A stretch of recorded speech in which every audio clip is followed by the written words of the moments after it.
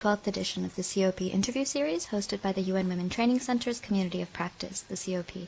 My name is Ria Ligari, CoP and Virtual Dialogue Consultant for the Training Center, and I'm very lucky to be joined today by Dr. Tsitsi Chataika, who will be speaking to us today about gender and disability mainstreaming and training.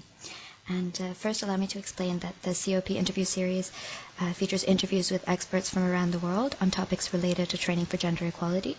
The interviews take place twice a month, and our series is run from June, and it will last until December 2017. So each interview lasts for about half an hour, and our listeners have the chance to ask questions at the end of the interview by using the chat tab at any time. So please let me introduce our guest for today. We're delighted to have with us Dr. Tsitsi Chataika, who is a senior lecturer at the University of Zimbabwe, where she lectures on inclusive education. She's an expert on gender and disability mainstreaming and on training. She's worked on a range of international, regional, and national projects with organizations like the ILO, the World Bank, Save the Children, GIZ, Handicap International, and many others. She's also got extensive experience as a trainer of conducting training, of developing learning materials, and offering capacity development for stakeholders like disabled people's organizations, policymakers, and development organizations on gender and disability rights and inclusive development more broadly. She's also developed the forthcoming Routledge Handbook of Disability in Southern Africa, and also the 2013 Gender and Disability Mainstreaming Training Manual, a link to which is available on the CoP platform in our library section. So Tsitsi, thank you very much for joining us today. Thank you very much, Ria, for inviting me to this program, and I appreciate that. We're very happy to have you and very honored that you're our guest today. And so before we speak about your inspiring work, I'd like to discuss a little bit more about your personal experiences of training for gender equality. So I'd like to ask you, what prompted your interest in working on gender and disability issues in Zimbabwe specifically and in Africa more broadly? And also, how did you specifically become a trainer in gender and disability mainstreaming? Thank you very much, Ria. I think mine is more of a personal experience. I'm born in a family of 10, and predominantly we are girls. So there are 8 daughters and 2 sons. And although my father was very, from the old generation, was born in 1895, but what I learned from him was that he was very good at empowering the girl child. And as children, we're all involved in family issues. He was not the kind of person who would alienate girls just because they are boys, but he would bring us all together. And in most cases in Africa, you find that most of the families, family issues are preserved of sons, not daughters. But my father was not like that. And he taught us to do all different kinds of jobs, the so-called male-dominated jobs and the female-related jobs. And he also did both male-dominated and female-dominated jobs. And it is from him, I think, that I learned what it means to embrace issues of gender diversity. So he was kind of a role model to both the male and female in the family. And he created time to talk to both the males and the females. Another area, again, that also made me get interested into issues of gender is a member of an organization called Young Men's Christian Association, which is an international Christian which addresses issues affecting individual communities by developing programs and activities with a special focus on young people. And the whole essence of the YMCA was to ensure that it builds human community of justice with love, peace, and reconciliation. So basically, it was focusing on 3 aspects: the body, the mind, and the soul. And as you can see, the name Young Men's Christian Association, it was a predominantly male organization, but of course it started including women in its programs as well. And I joined that organization in 1995. Mm-hmm. there were very few females in the organization. But what I liked, because from the background of my family, how my father capacitated me, I did not intimidate because it was a predominantly male-dominated organization. I managed to rise up the ranks until I got to the national level, and despite the fact that I was a female.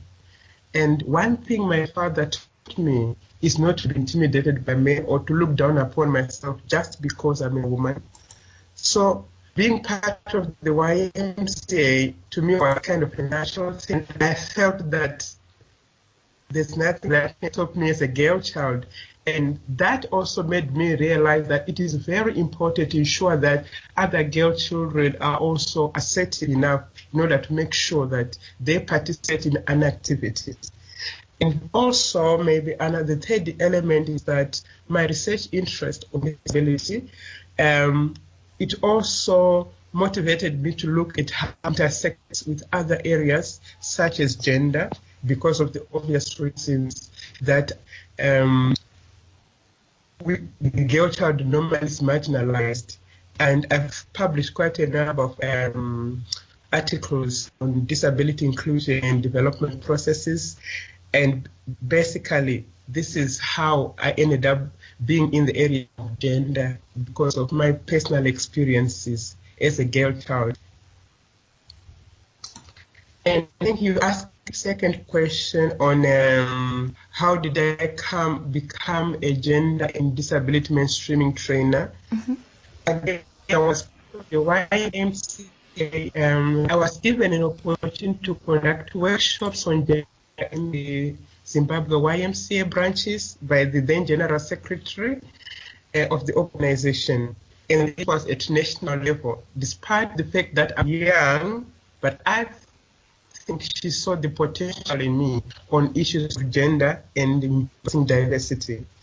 And also in 2009, I conducted a gender and disability training, and this was through the Southern African Federation of the Disabled, which is the umbrella organization that brings together Southern African countries and disabled people's organizations, and that was in Botswana. So they invited me to come and do that training, and the aim really was to ensure that more women are considered for leadership positions in various countries, organizations of people with disabilities, because the challenge I think that they were getting was very few women participating in leadership positions. So they really wanted to capacitate them and to also ensure that men understand that women can also participate in decision-making positions.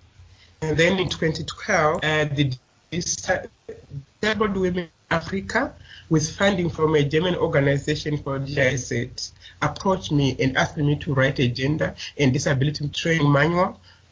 It was a train of trainers training manual. Mm-hmm.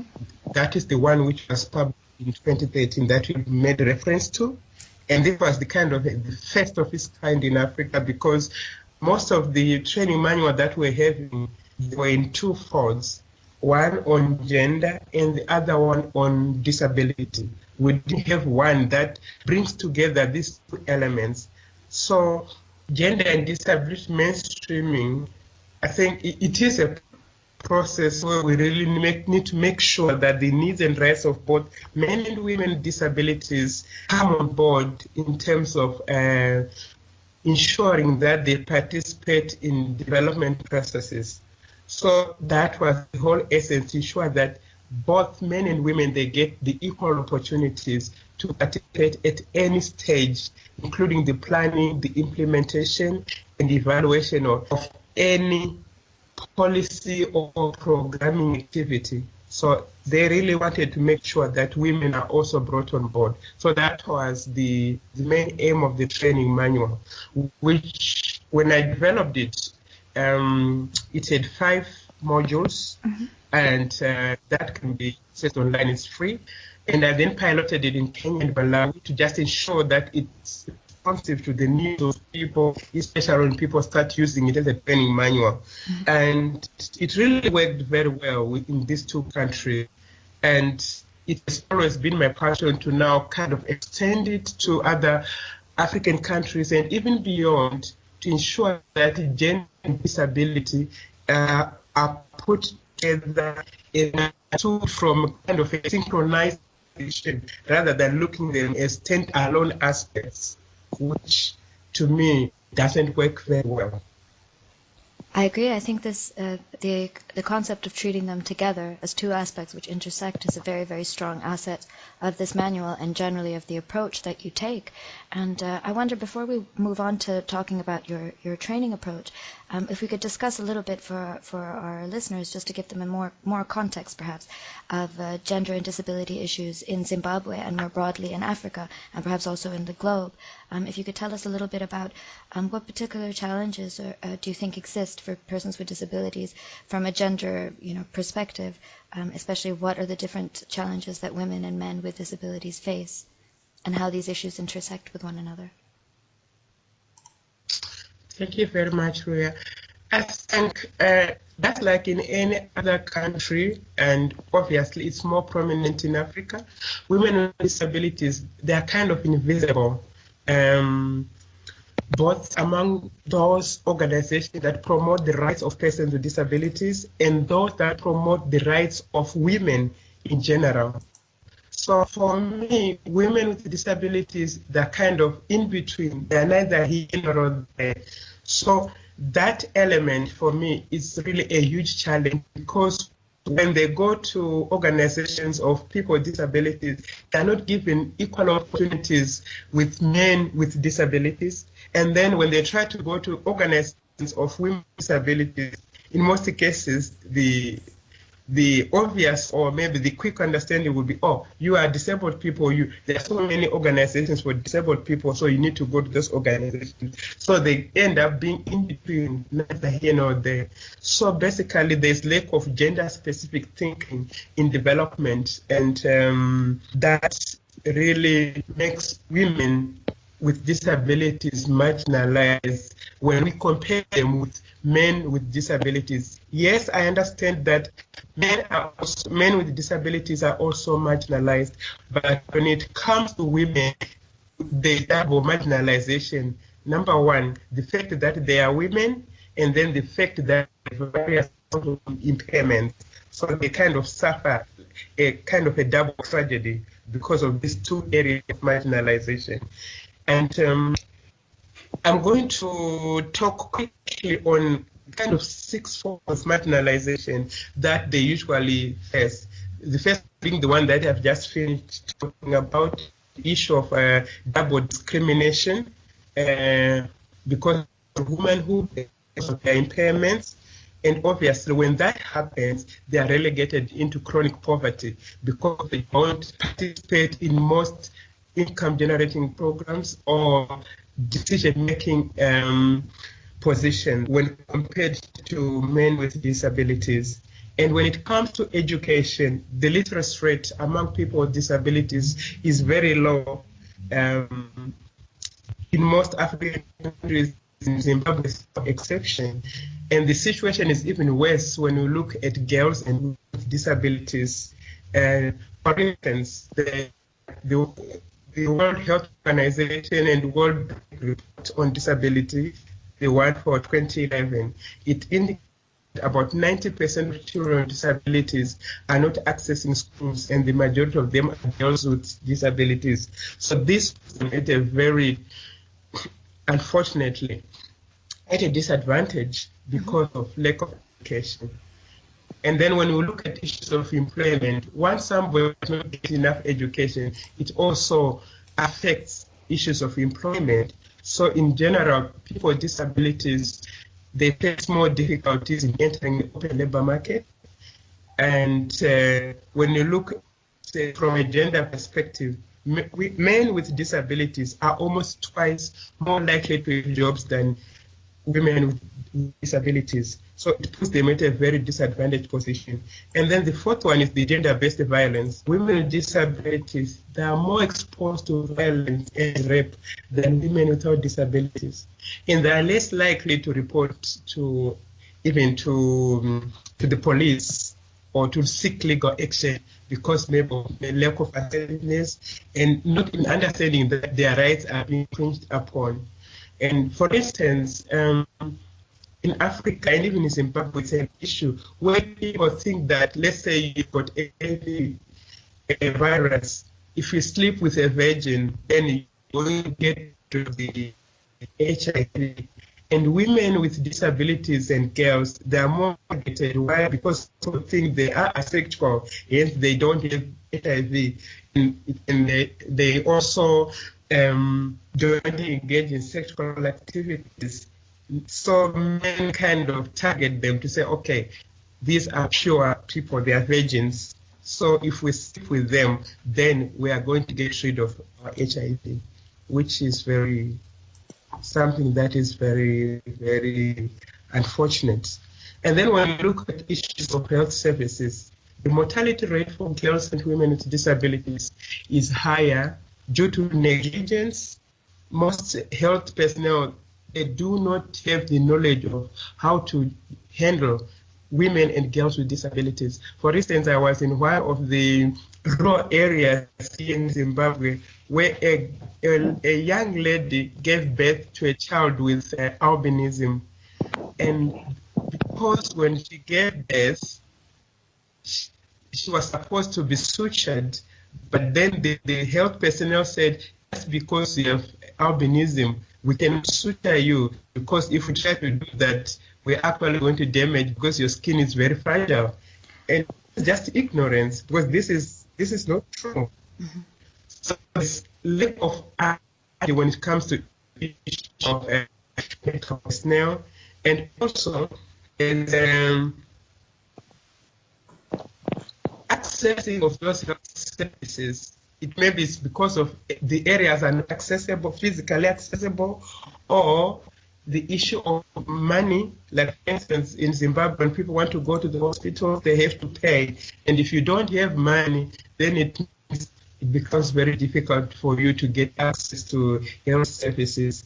And also, even when there are some awareness raising, when the mode of information when you're transmitting information and you don't use accessible ways of ensuring that every person gets that information, then it puts them at a very disadvantage. Like, for instance, deaf, and in most cases, information is audible, and if there are no sign language interpreters, then it becomes very difficult for them to understand. And women, the blind women, they also need information in Braille, and when that does not happen, then it means they are also put at a disadvantage. And finally, if we look at issues of decision making, like what I said earlier, women with disabilities are hardly part of policy or decision making in families and even at community and national level. So all these are challenges women with disabilities are facing. Thank you so much, Tsitsi. I think this is really related to what I wanted to ask you next, which was why you think training is such an important way, perhaps, of promoting gender and disability rights in Africa. I suppose it, and more broadly in the world, I suppose it has to do a lot with what you spoke about how, there's a lack of awareness and there's a great degree of ignorance of disability rights in general, but also specifically of the kind of marginalizations that women with disabilities face. So I wonder why you think in this context that training is an important way of promoting these rights and this understanding of specific issues.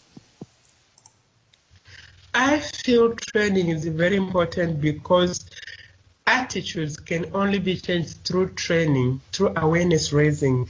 If there is no training, then it means people will always think that these traditional ways of understanding issues is what works. But what I'm simply saying, we need to ensure that people are capacitated, they get enough training so that they understand. In Africa, most African countries, societies are hierarchical, and the social role of women and girls is often primarily defined through reproduction. And with few opportunities to fulfill such a role, women with disabilities usually experience more discrimination than non-disabled women. So it is very important to ensure that we they have training, people have training, so that they can also understand that disability, they're just like the same like any other women. They can also give birth, because most people think disabled women don't give birth. I've talked to many disabled women when they go maybe to register, when they are pregnant, the nurse will say, why are you getting pregnant? Already we are a disabled woman, and putting all the burden of on you to have a child. Can't you say that you are burdening yourself? But they also have the reproductive rights. So it is important for people to understand. And the forms of discrimination women with disabilities face are particularly acute at the convergence of gender and disabilities. And as I say, although of course there is progress in terms of recognizing these rights, disability rights or gender rights or persons with disabilities, but the situation faced by women with disabilities is understood knowledge. People kind of side event. People don't even think about them and their needs, which to me doesn't make sense.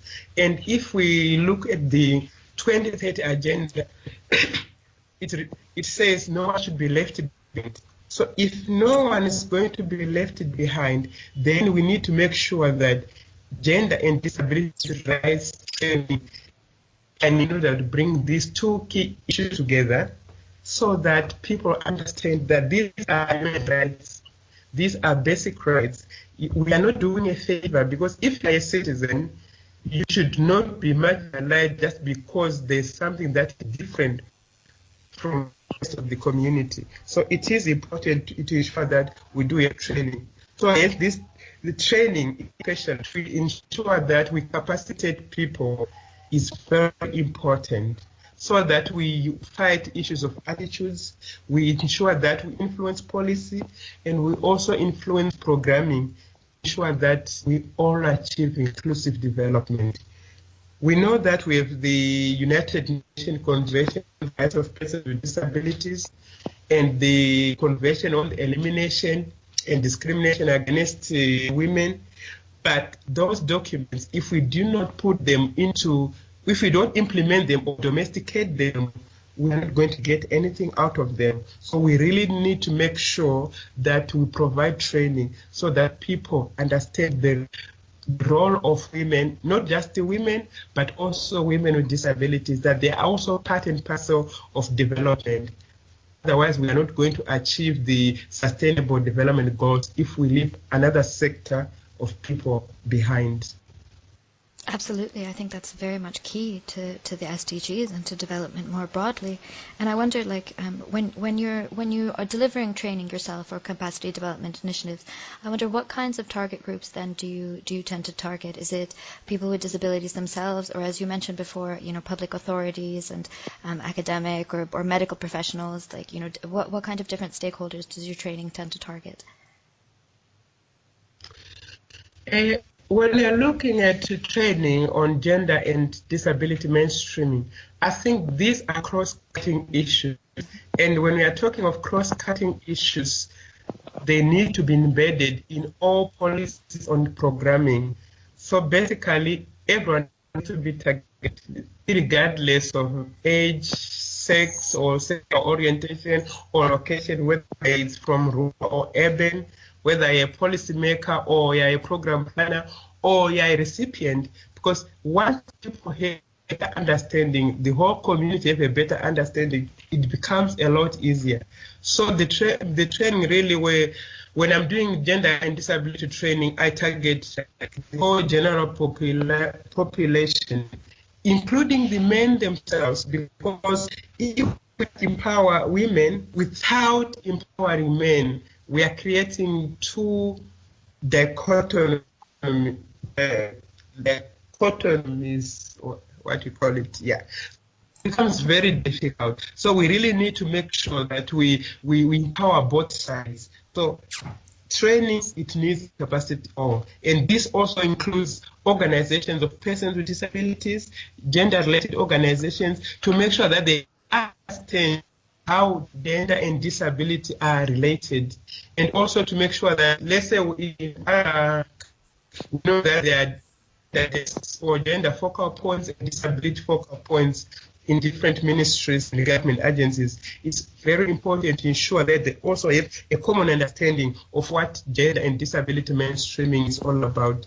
And this also includes NGOs that are working in development issues to ensure that no one is left behind, faith-based organizations and community-based institutions, and politicians as well, because they influence a lot in our communities, school children, and even in post-secondary education.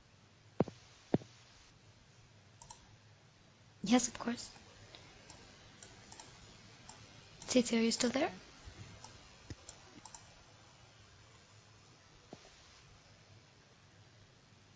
Hello, Tsitsi?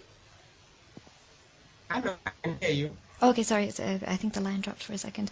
I think that's very important. These different stakeholders that you mentioned are incredibly important, and I wonder if that ties in a little bit with one of the questions that we've received right now from our audience member, Fortue Chataika, who'd like to also know, or he points out that about religious norms that often don't allow women and girls to participate in public processes or leadership processes, perhaps to the same degree as men, and wonders what your take is on this and how perhaps training could help, as you mentioned, target faith-based organizations to sort of promote women's empowerment, but as you say, not just focusing on women, but also focusing on men and empowering both groups.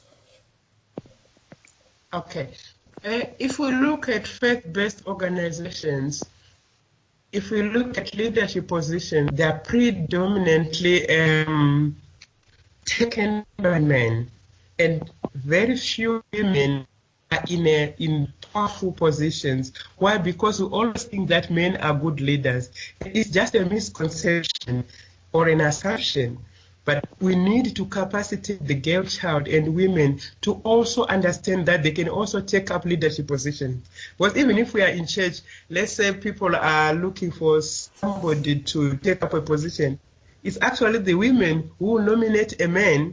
They think that men are better leaders. It's because how people have been socialized. So we need to school that so that they understand that they can also take up leadership positions, and at the same time also making men understand that women can also take up leadership positions. I cannot wait for a day when one of the days we have a female pope so that we understand that we all have the same roles and responsibilities. Or even in my church, we have never had the head of the church who is female. It's always the male. So it is very important to ensure that engage with faith-based organizations for them to also understand and appreciate that women have a role to play in different religious contexts. I agree very much. I think that's a very inspiring answer.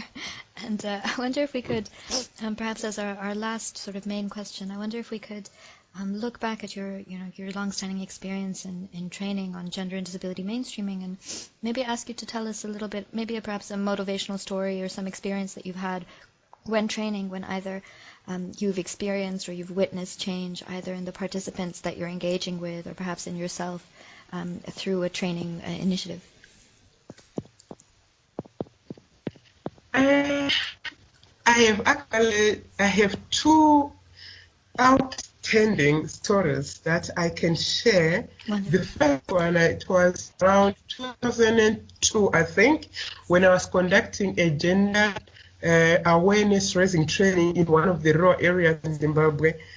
And when I first got there, the part of the participants who had also identified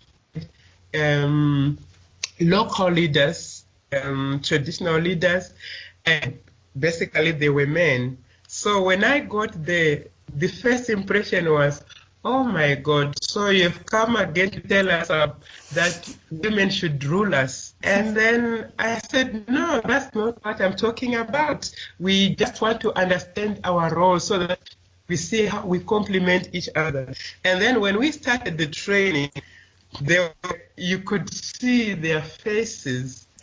But then as I went with the training and illustrating what gender is, and to make them understand that gender does not mean women, but it's a different thing together. So we went through the whole process, and by the end of the training, one of the elders actually came to me and said, "You know what? The way you have explained these gender issues and gender roles, if all people could be able to do that, I don't think we'll be having problems as men, because you've really articulated them so well, and we can understand now." We can't wait to capacitate our own girl children and boys so that they can also understand issues of gender the way you've explained them to us. Because I was kind of making them understand that a girl child and a boy, they are all children, and they can all be capacitated in order to make sure that they can participate in any activities, as long as we don't kind of label to say this can only be done by a girl child, this can only be done by a boy child, but they can complement each other. Even if the girl child is not there, at least you are rest assured that work will not stop just because the girl child is traveled, but the boy child can still do the same activities, and as a family you work together and you become closer, a closer unit, and you can have a better community. And if you send all your children to school, they can all send the whole community. And I give them my own personal example to say, I'm a girl child and I'm coming from a family of 8 girls. Imagine if my parents had not sent us to school just because we are girls, we would not be able to take care of them. But now we are taking care of them. Why? Because they sent us to school. So that made them change their mindset to kind of understand and appreciate that it is important to make sure that when we have the girl child and the boy child, they are all children who can do the same activities and complement each other. And one thing that came out of that community was that most girl children who were not going to school, they started going to school, and some they even went up to post-secondary education, which for me was like, wow, wonderful. This is a positive thing. Yes. And maybe the last one was in Malawi and Kenya, when I was doing the gender ability mainstreaming manual training. Most of the leadership, they were predominantly men, but after the training, and then when I was doing some follow-ups to that, I could see that they kind of started thinking of having a quota system to say we need to make sure that we are all balanced. The women are there and men are there, so that we can all participate as leaders in these organizations. And for me, that's a positive thing to do something, and you can see the fruits, of that training. For me, I just thought that was good, and it gave me a lot of mileage in terms of trying to want to do more on issues of gender and disability, especially when we're focusing on issues of development process. Of course, I think that's a wonderful story. It's very inspiring, and it's very it's motivational, I think, to have, to see what training can do tangibly, how it can really change how people act and how they, behave. And I wonder, we have another question from Fortue, who is asking, who's speaking a little bit about, the division between, theory and practice, if you will, about women's empowerment, and says that women and girls are often empowered on paper, but not in reality, and wonders what your take is on this, sort of difference between, how this has not been translated yet in the entire world, really, or is the translation is coming very, very slowly into, real tangible change on the ground in society. Thank you very much. I think that is a very good observation. Normally we have all these things on paper, but when it comes to the actual implementation, it becomes very difficult. Issues of attitudes are very difficult to change. And when we talk about change, it's not just one person that needs to change, it's also the girl child themselves to also start knowing and thinking that they can actually do it. You don't have to wait to say somebody has to come and kind of tell you that you are capable of doing this. So training, though it takes a lot of time, but it's good because it keeps on making them understand that they can actually do it, and also seeing role models who are doing it. And I've talked to a number of girl children who always say, you inspire us, the way you do your work, the way you engage at various forums, you are not intimidated by any audience. How do you do it? Actually, yesterday I was talking to two ladies who were asking me, how do you do it to make sure that you are not intimidated by any situation? So this is the kind of learning and the developmental learning that we need from the child. So we need a twin track approach whereby, in as much as we are doing gender and disability mainstream, we are also empowering the girl child so that they can believe themselves that they're capable of doing it. And change comes from within. No matter how much all these policies are there, but the girl child does not also put an effort to make sure that they can capacitate themselves, it is going to take a lot of time. So we need a twin track approach to ensure that first we have policies and training, but at the same time we need specific training capacitating our girl children to make sure that they can believe in themselves, that they are capable of being part of decision-making processes. So it is indeed a process. I agree completely. Thank you so much for outlining this wonderful twin track approach, which I think is very much what we need now, and a great asset that training can really bring. And I want to just thank you so much for being with us today and for your inspiring words, which have certainly inspired me and have inspired our listener. Virtu is also thanking you very much, and says that he likes very much when you say that change also begins with a girl child not looking down on themselves. So I think that's a very, very important point that you raised today. And well, thank you so much for joining us for this COP interview, and this is going to be posted on the UN Women Training Center's YouTube channel, so I hope that many other people listen to it and also are inspired by your wonderful insights and your expertise and experience in these fields. And thank you very much for being with us today, and we hope to have another opportunity maybe soon of hearing your insights once again.